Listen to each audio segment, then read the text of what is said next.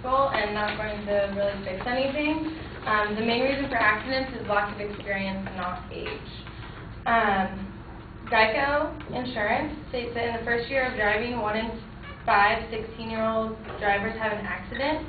And the California DMV explains this by saying the ability to detect hazards in the driving environment depends upon perceptual and information gathering skills and involves properly identifying stimuli as potential threats.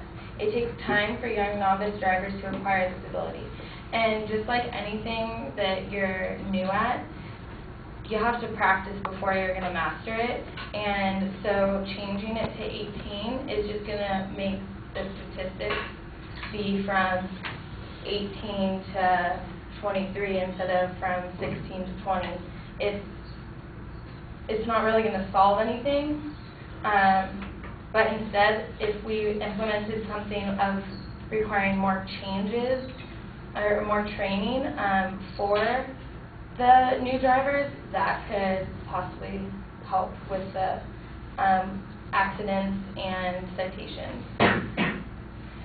And most of the statistics given on drivers in the teen years is from 15 or 16 to 20, and so it doesn't really make sense to, like, why 18? Why are you going to choose 18 out of, why not 20 when the statistics start to go down? Keeping Teens Safe website says that 2 teens in a car increases the likelihood of a crash by 86%, 3 teens by 182%, according to research conducted by Johns Hopkins University. And this goes along with the graduated driver licensing proposition, where right now it's not completely in effect in California. It is partially in effect in some states. No states have completely implemented it into the system. Right now, the current policy is that at 15 and a half, you can apply to get your permit, and you have, in order to do this, you have to pass a vision test and pass a written traffic laws and sign test after completing a driver's education program. And then at 16, you can obtain your license after passing the driving test, holding a permit for at least 6 months, completing driver education, 6 hours behind the wheel with a professional driver, and 60 hours of practice with an adult, 10 of those being at night. And the graduated driver licensing program is similar to this for the first stage. The first stage, you have to have the hours behind the wheel with your parents, and you have to be 16. But then, in order to move on to stage 2, you have to be at least 16 and a half and have no incidents, such as a crash or a citation, in those 6 months before you can proceed on to the next step. And then,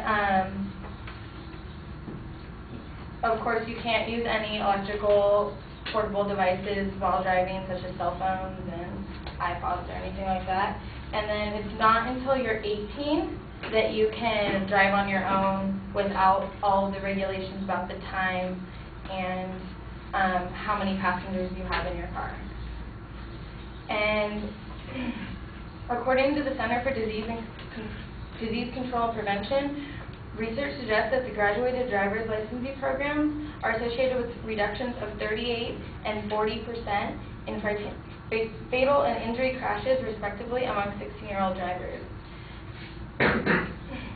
This study evaluated passenger restriction laws in the 3 states, California, Massachusetts, and Virginia, and in California, results demonstrated that on average, there were 740 fewer 16-year-old crashes per year.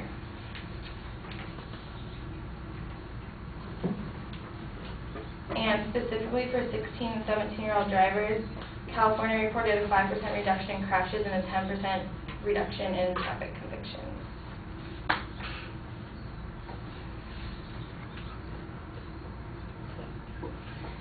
And AAA when referring to the graduated driving licensing, says that the comprehensive graduated driver licensing systems ease teens into driving through a combination of mandatory practice and limited driving at night with peer passengers.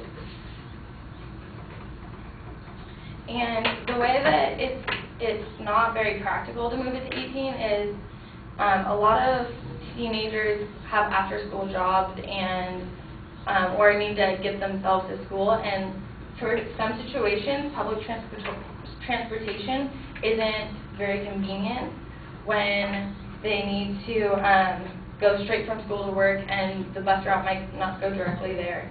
According to the current population survey, 26% of all 16-year-olds were employed and 39% of 17-year-olds and worked an average of 17 hours a week during the school months. So basically, the change in age isn't going to accomplish anything. It's just going to make it more inconvenient for the minors, and there's still going to be the same problems with the accidents and stuff, but the age is just going to increase, and it's going to be next an issue of 18-year-olds getting in accidents and citations. Thank you.